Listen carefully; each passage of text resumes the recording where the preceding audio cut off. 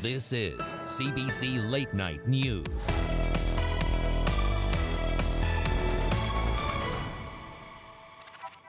Good evening, I'm Chris Glover. We begin tonight with some developing news from Pearson International. An employee at the airport has tested positive for the coronavirus.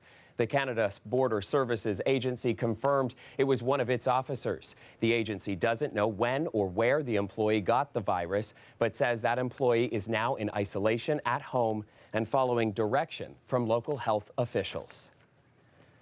Meanwhile, the COVID-19 pandemic continues to drastically alter daily life. Tonight, some infectious disease experts are calling on the Ontario government to shut down all non-essential services and businesses. That call coming after a spike in new infections today. Ontario started the day with 103 confirmed cases of coronavirus and ended it with 146.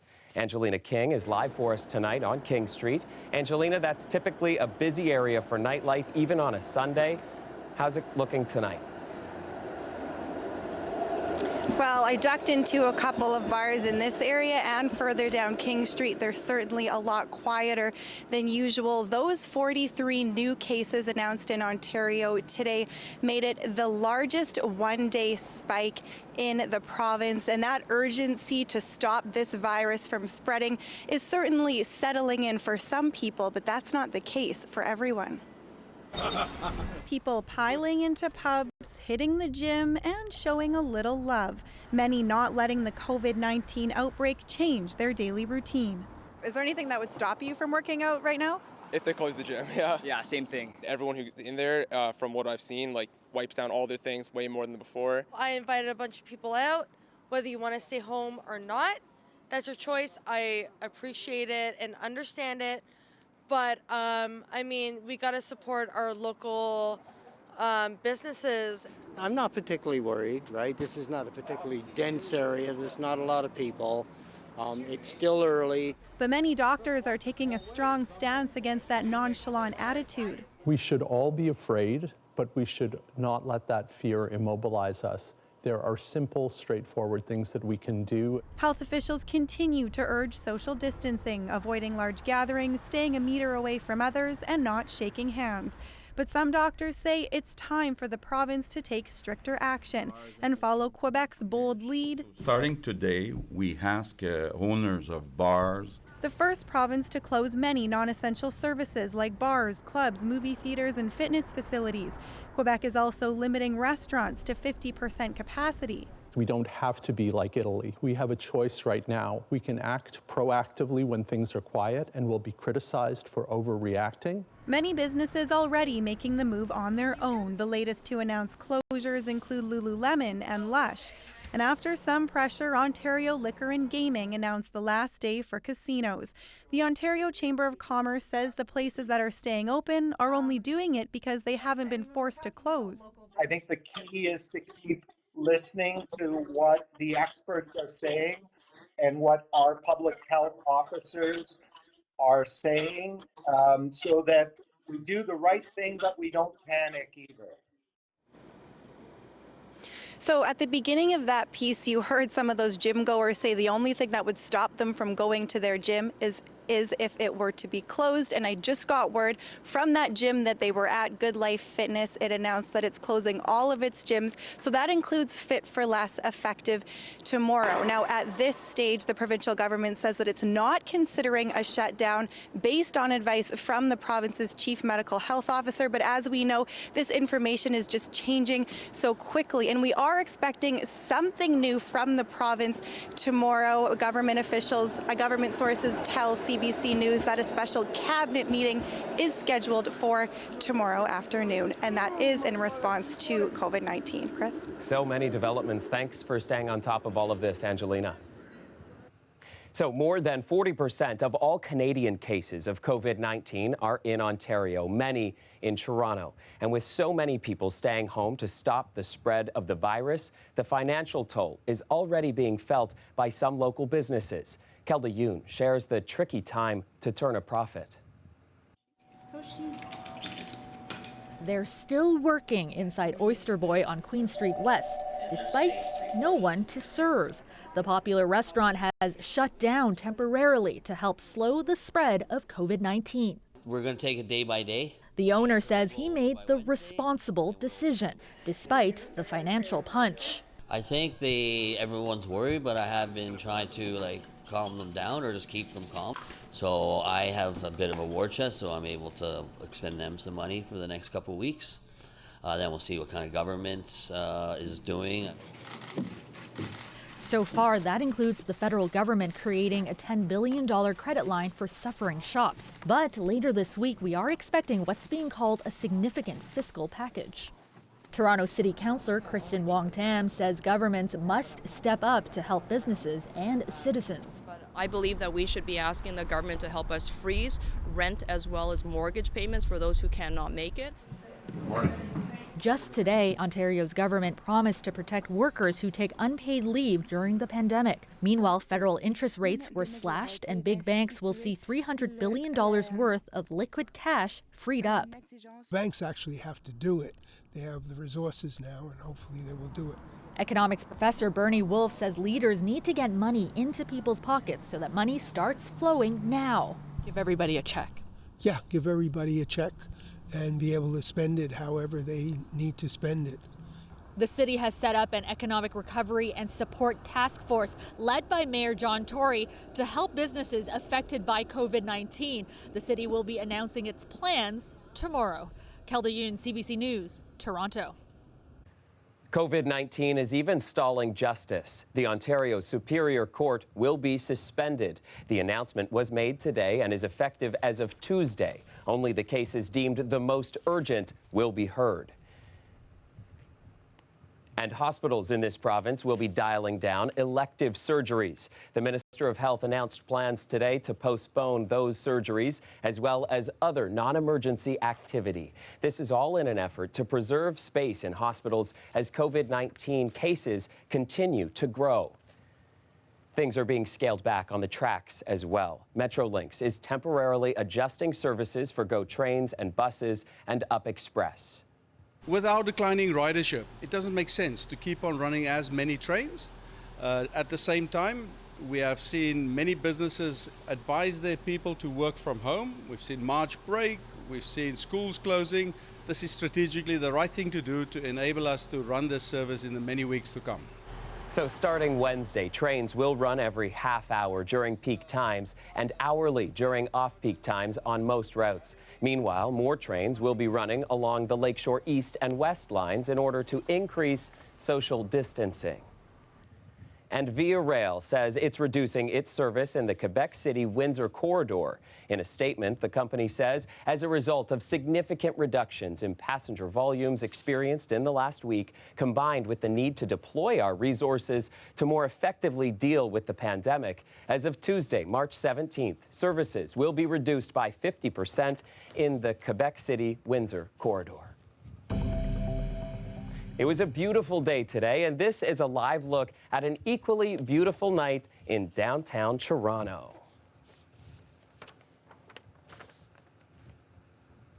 But of course, the question on everybody's mind, what will it look like tomorrow morning when they wake up? Let's get Christina Lay of Lajos in on the conversation now. Christina, what is it going to look like tomorrow morning? We've got good weather on its way. That's the good news. So let's take a look at our Sunday overnight here at -2. Now moving into tomorrow, we're still looking at some beautiful weather. Toronto at 3, Barrie at 5, London at 7, Windsor at 8. The main story here is if you want to get out there and enjoy some beautiful weather, you're going to have sunshine this until our Monday evening, because we see here this cold front is coming in from the prairies. That lingering snow from Manitoba is going to bring snow to northern Ontario. For southern Ontario, well, it looks like it's going to be a mixture of rain and snow outside the Greater Toronto area. For the Greater Toronto area, it looks like we're going to be starting off our Tuesday with some showers behind that system. Looks like we are looking at some gusty winds. Now moving into our Monday, into our Tuesday behind that system, you really want to be aware that the wind speed is going to be picking up towards Niagara Falls, but really the gustiest winds towards Ottawa. Let's take a closer look at that temperature for the next 3 days. Toronto, Hamilton, Barrie, and Oshawa. There's our beautiful clear skies for Monday, our precip for Tuesday, clear skies for Wednesday. By the way, we may be looking at a messy system for Thursday, but for right now, Monday is our beautiful day, Tuesday is that precip, and then Wednesday we're looking at some sunshine as well. All right, sounds good. Thanks, Christina. Thank you. With so many flight restrictions and cancellations because of COVID-19, Canadian officials were clear with travelers again today. Get home now, or we may not be able to help you abroad. But there's no doubt that there would be no way for the Canadian government to repatriate everyone around the world. Long lines were spotted at some international airports because of heavy COVID screening, but some Canadians returning home today said things were pretty lax for them. On the kiosk, we had to identify whether we were coming from Italy, Iran, one of the troubled spots. Have you been told to self-isolate now? No. We haven't. They didn't even tell us here.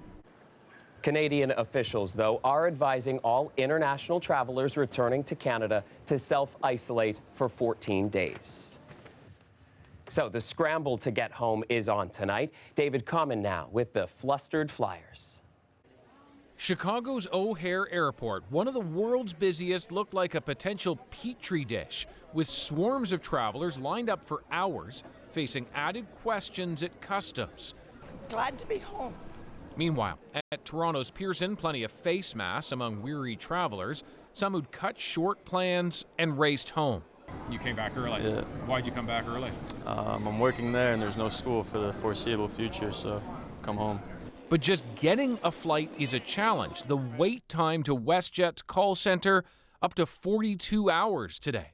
I just didn't want to get stuck over here, for days on end. Hyla Zeifman managed to grab a flight out of India to Toronto, but via a U.S. airport where strict entry requirements are now in place. What's it like at the airport there right now? Everyone's wearing masks. People are, you can feel the tension. Stephanie Tuck may be stuck in the Philippines after many flights were grounded. We spent all day at the airport, but it was absolute mayhem. Every traveler was there trying to get a flight home. It was advice from the federal government that triggered a lot of this panic to get back. The advice being, come home while there are commercial options to do so. And it is expected it will get more difficult in the coming days. Land border crossings could also become busier as tens of thousands of Canadian snowbirds pack up and head home. It's probably a lot of panic, but we're worried about borders closing, rightfully so. Deb Corbeil flew to Florida to help drive her parents home. They were going to go to a shuffleboard tournament, and I said, you can't do that. Her mom, Marlene, in the next car has a pre-existing lung condition. Oh, I just can't wait to get back into Canada. Just want to touch that soil. And that is the sentiment for many, as getting home gets harder. David Common, CBC News, Toronto. The internet is swirling with COVID-19 advice. Coming up, our fear over the virus may be leading us down a misleading path. That story after the break.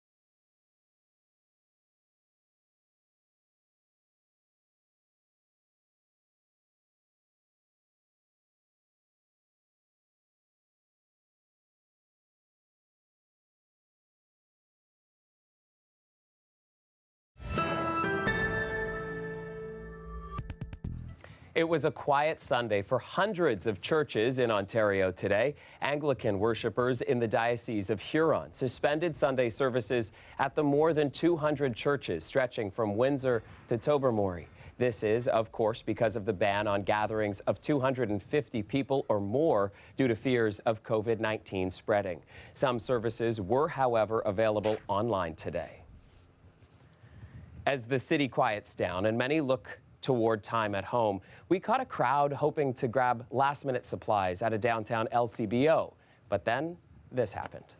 We're full capacity at this moment. The lineups people come out, can we come in? No, I'm sorry. Certainly, it's the Sunday before St. Patrick's Day, a busy time at the liquor retailer, but this scene comes after a week of fears around supplies running out. Yesterday, the Ontario government assured people food and goods are fully stocked in the province. Fear can spread faster than the disease itself, and with it, a lot of misleading or just plain bogus intel. Lorenda Redekop helps debunk some of the claims coursing through social networks. The advice about COVID-19 is popping up all over online. If you can hold your breath for 10 seconds, you're safe and don't have the virus. There's already an all-natural coronavirus vaccine, and it works. We took some claims to an expert. Colin Furness is an epidemiologist with the University of Toronto's Faculty of Information. If you drink water every 15 minutes, you're going to wash it away. Yeah, that doesn't make a lot of sense. In fact, if you thought there was COVID-19 in your throat, drinking water would push it into your body, into your intestines, where it actually might get a foothold. What about eating garlic, that's going to help you? That makes no sense. Garlic has antibacterial properties. This would have no impact on a virus. What about that you really need a lot of bottled water for this? Yeah, this is not a waterborne virus at all. We are seeing, too, that maybe this virus doesn't survive in hot countries. Viruses don't like heat, and we don't know exactly what kind of threshold. If I cough on you inside, it doesn't matter what the weather is. Social media and technology companies are trying to fight this. Google searches about the virus now trigger an SOS alert and bring up information from mainstream trusted sources first. You might see this on a Facebook post. The social media platform is attempting to limit misinformation and harmful content. It's also prohibiting some ads while offering ads to the WHO for free. Furness says it's important for officials who inform the public to keep it simple. Piling on more information, even if it's great information, is actually not going to help people right now who really need it the most. People are panicking who cannot process that. For everybody else, he says pay attention to the source of the information. Lorenda Redekop, CBC News, Toronto. In the United States, the Federal Reserve stepped up its response to the COVID-19 outbreak. It slashed interest rates to almost zero and says it would buy government debt to shore up the economy. It's a move that the U.S. president called good news during a COVID-19 update today. But Donald Trump also says he's been talking with some of the biggest grocery stores in the U.S. He had this message for Americans. There's no need for anybody in the country to hoard essential food supplies. They said to me, could you please tell them, just go and buy, enjoy it, have a nice dinner, relax, because there's plenty, but you don't have to buy the quantities. Trump says grocery stores have committed to staying open during the crisis, and it comes as more cities and states announce restrictions to contain the virus. To Europe now, where Italy continues to report the highest number of cases of COVID-19 in that continent. More than 24,000 people have tested positive and more than 1,800 have died. The country and its 60 million residents remain in a total lockdown, with only trips to pharmacies and food markets allowed. People face a fine if they are caught violating restrictions. Today marks day 6 of the lockdown.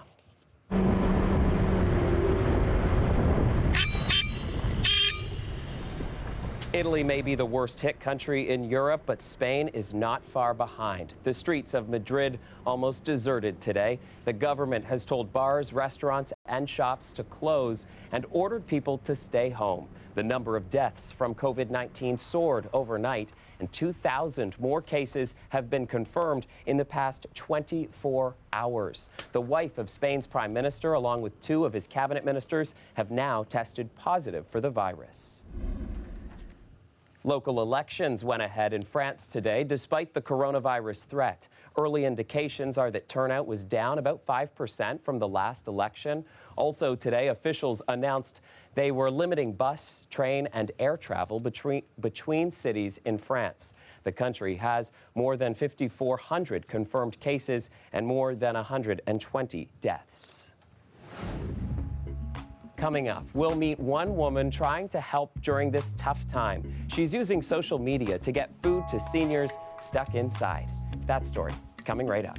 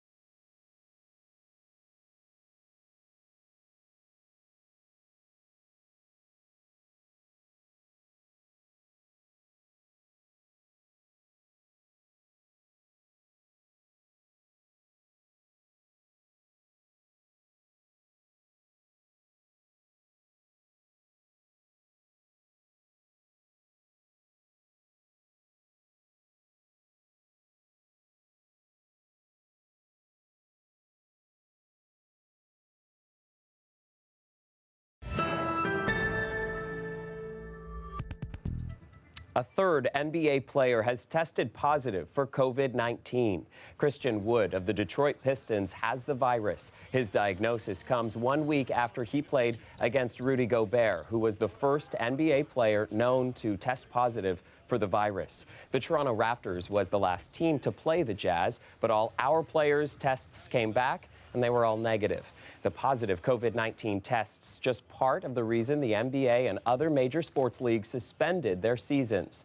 In the meantime, the Leafs, Raptors, TFC, Blue Jays, and Argos have all banded together to create a fund that supports arena and stadium staff affected by season suspensions. Meanwhile, 4 Toronto Wolfpack players have been told to self-isolate after experiencing symptoms of COVID-19. The transatlantic rugby team is currently based in England and wasn't supposed to come back to Toronto until mid-April. Players and staff have suspended play. Christina Lea of Lajos is back again now. And so, Christina Lea, you were saying tomorrow we're going to have a clear day, kind of a nice day for people? Yes, absolutely, Chris. So we get to enjoy another beautiful day tomorrow with some sunshine, and our afternoon high will be 3 degrees. So this good news will remain with us throughout the day, but come Monday evening into our Tuesday morning, well, that's where we're looking at our next system. We're dealing with some snow in northern Ontario. For southern Ontario, well, really dealing with some scattered showers for the greater Toronto area, but outside that golden horseshoe, it could be a mix of rain and snow. Now, behind this system, we are also looking at some gusty winds. So if you are headed towards Niagara Falls, up towards even Ottawa, that's where those gusty winds are going to pick up. But on the back end here, let's take a look at those temperatures for Tuesday. There's our precip in Toronto, but temperatures will be right at 7. Hamilton again, temperatures at 7. Sarnia at 7 and Windsor at 8 with a little bit of that cloud cover and precipitation. Let's take a look at those days ahead here. Wednesday, looks like we're going to be dealing with those dry conditions, 2 degrees for Toronto, a little bit of precip in Windsor, but then Thursday, well, this is that messy system I was telling you about. So for our long range, this is where things could get messy. Our temperatures are going to be mild for Thursday, but we're getting into that mix of rain and snow potential again for Thursday. Let's take a closer look at our 7 days in Toronto. There's our beautiful Monday. There's our precip for Tuesday, but the good news is Tuesday afternoon, that will have tapered off. Our clear skies for Wednesday. Here is that messy system I was telling you about for Friday. Pardon me, for Thursday. Now moving into Friday, Saturday, and Sunday, looks like the temperatures are going to drop, but we're going to be enjoying some clear skies and sunshine for the weekend coming up. All right, sounds good. Thanks so much. Thank you. Finally for us tonight, with so many things shut down and so many people practicing social distancing, loneliness is a real fear in the fight to contain COVID-19. But a quick look online and you'll see Torontonians pulling together. I think it's heartwarming to see how people are coming together and working together and trying to support each other the best way they can. That's Carrie Holland, who launched a Facebook group from her Toronto home. She wanted to help people advertise their services. I think a combination of people needing to work and needing to support themselves and wanting to help. I feel like those are the two drivers. Online offers include tutoring while kids are off school or running errands for seniors stuck inside. Now, meanwhile, Ashley McIsaac is planning an online concert connecting entertainers with fans stuck at home. Nice to see those small initiatives. Small as they may be, they make a big impact for people out there. So thanks so much for all those people who are stepping up. And that is our show for tonight. Have a great night.